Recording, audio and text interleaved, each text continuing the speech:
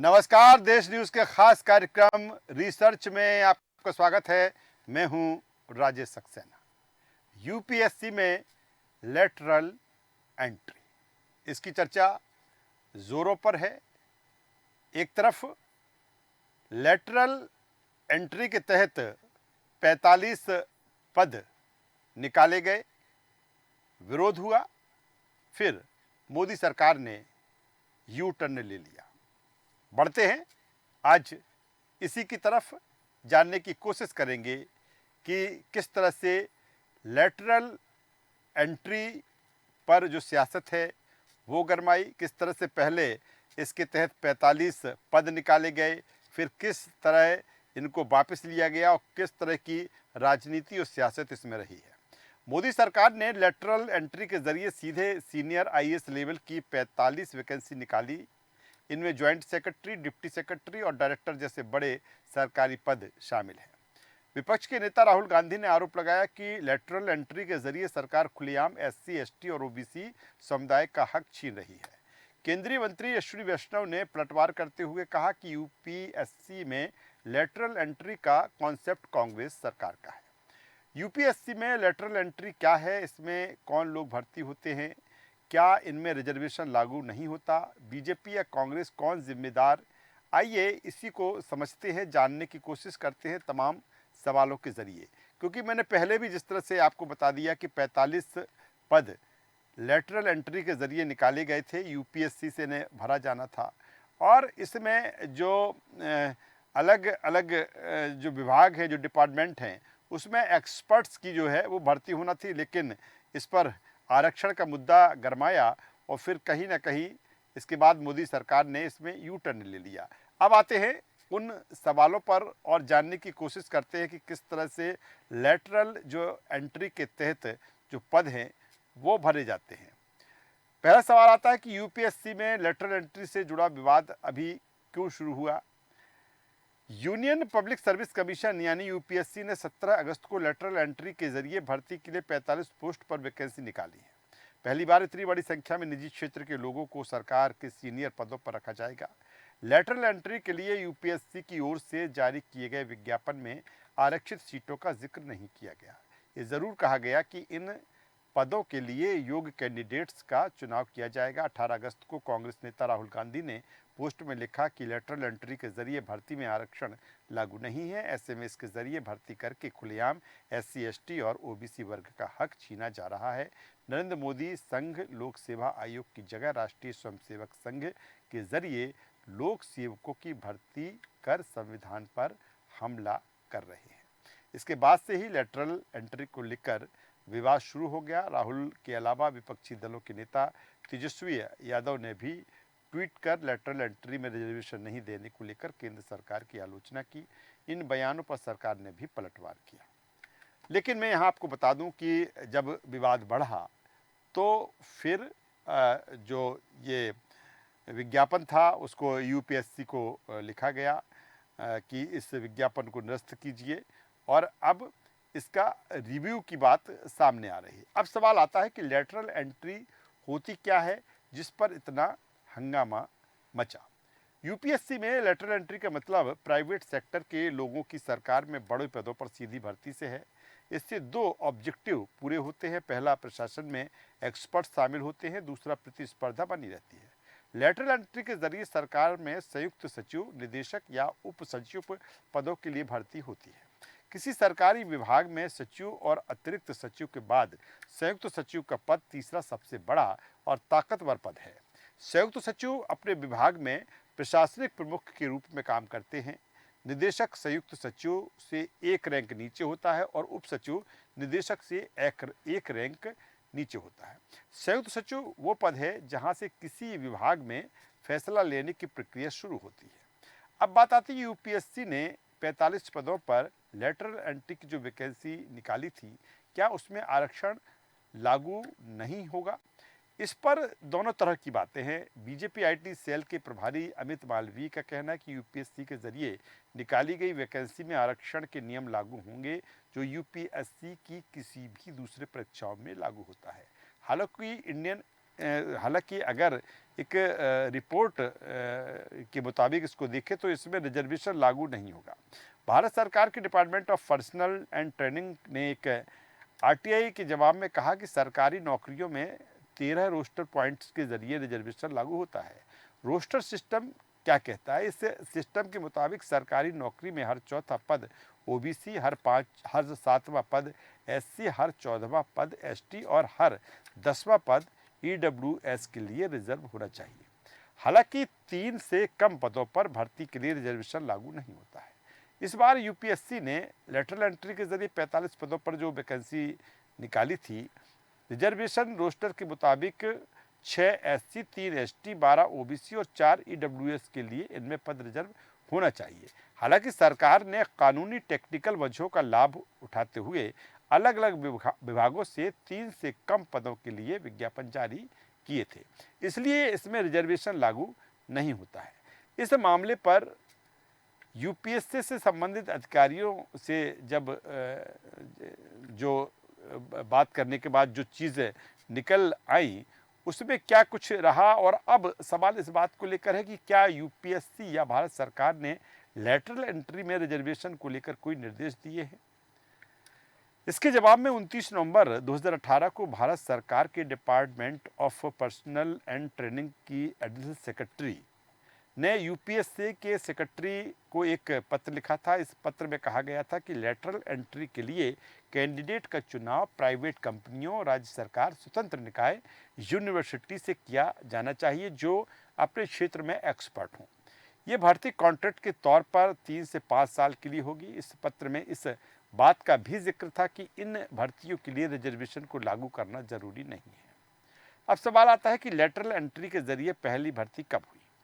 फरवरी 2017 में नीति आयोग ने 3 साल के लिए एक एक्शन प्लान तैयार किया। इसके तहत केंद्रीय सचिवालय में प्राइवेट सेक्टर के अनुभवी लोगों को बहाल करने का सुझाव दिया गया। आयोग ने अपनी रिपोर्ट में कहा कि 3 साल के लिए कॉन्ट्रैक्ट बेसिस पर लेटरल एंट्री से भर्ती हो, जिसे 2 और साल के लिए बढ़ाकर 5 साल किया जा सकता है। इसके बाद 2018 में पहली बार लेटरल एंट्री के जरिए भर्ती की शुरुआत हुई। नरेंद्र मोदी के नेतृत्व वाली केंद्र सरकार ने संयुक्त सचिवों और निदेशक जैसी सीनियर पोस्ट के लिए आवेदन मांगे थे। लेकिन यहाँ ये भी मैं बता दूं कि अगर लेटरल एंट्री की हम बात करें तो इसका लंबा इतिहास है, चाहे वो किसी की भी सरकार रही हो। कांग्रेस की सरकार में भी लेटरल एंट्री के तहत अलग अलग विभागों ज़रूरत के हिसाब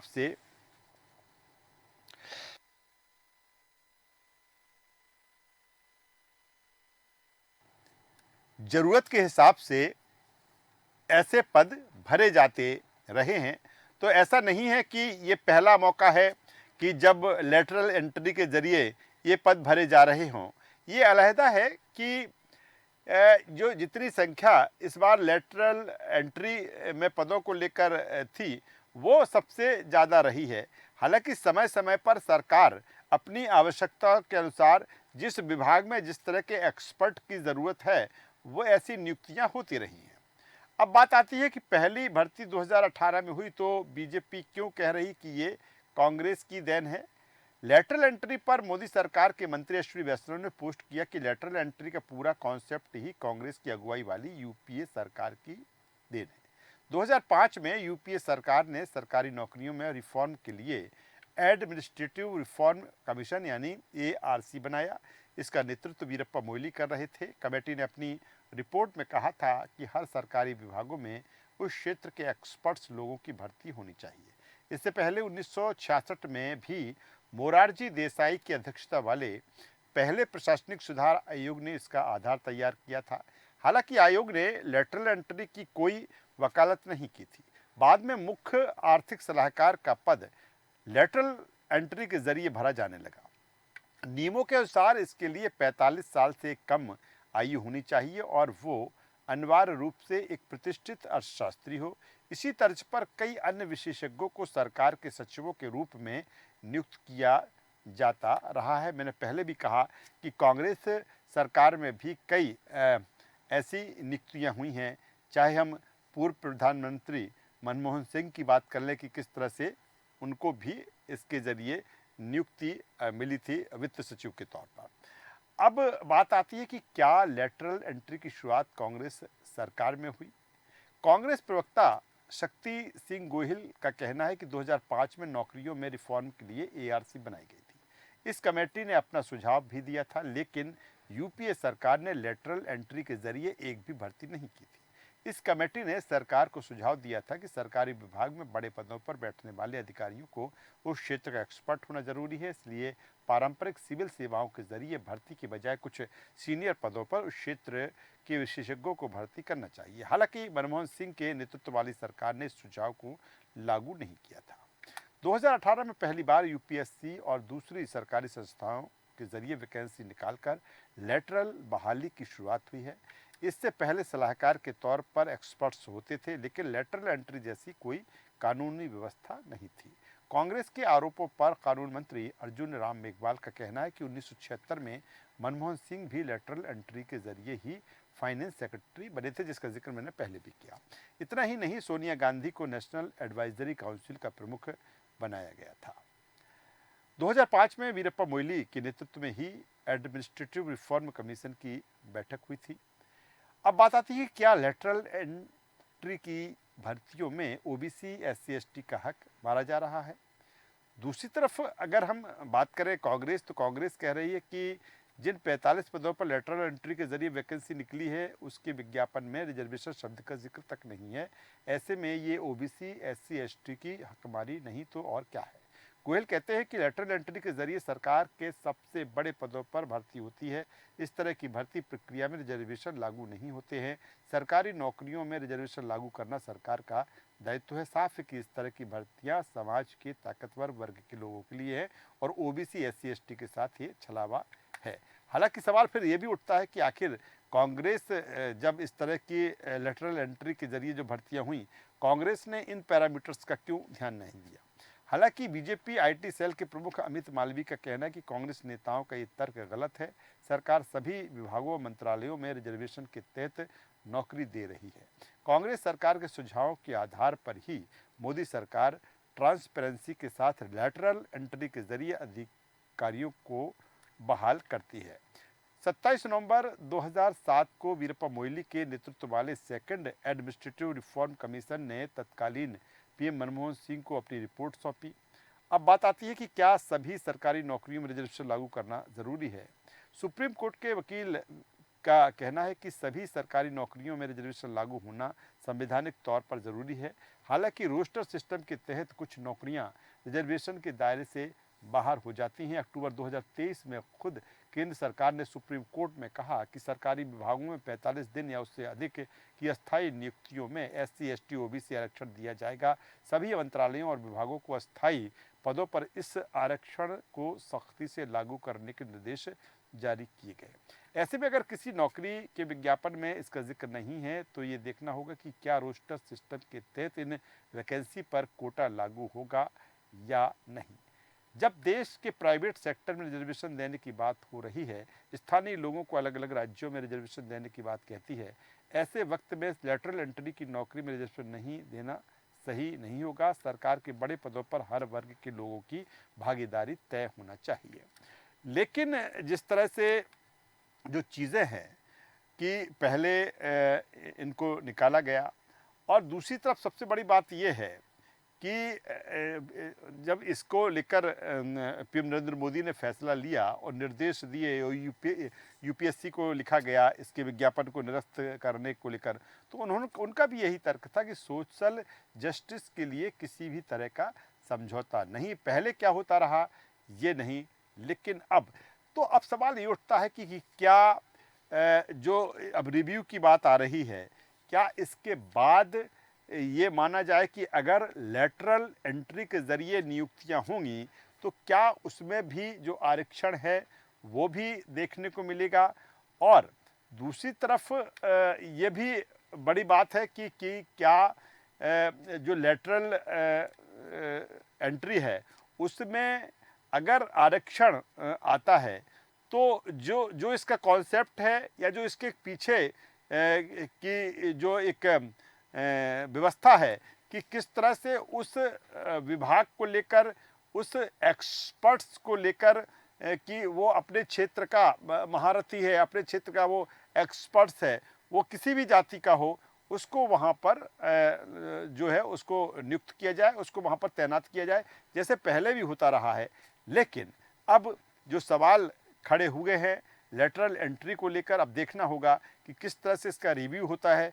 क्या वाकई अब जब इस पर यू टर्न मोदी सरकार ने ले लिया है तो क्या आने वाले समय में इसमें भी आरक्षण देखने को मिलेगा? ये तमाम सारी चीज़ें हमें आने वाले समय में देखने को मिलेगी। लेकिन यूपीएससी में लेटरल एंट्री को लेकर पहले सियासत जो गरमाई थी, जो राजनीति गरमाई थी, लेकिन मोदी सरकार ने जिस तरह से इस पर यू टर्न लिया, अब इसको नए सिरे से तलाशने की कोशिश की जाएगी। देखना होगा किस रूप में अब ये सारी चीज़ें हमें देखने को मिलेगी।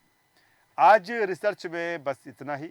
कल हम फिर मिलेंगे एक नए विषय के साथ में और करेंगे उस विषय की पड़ताल। तब तक देखते रहिए आप देश न्यूज़। नमस्कार।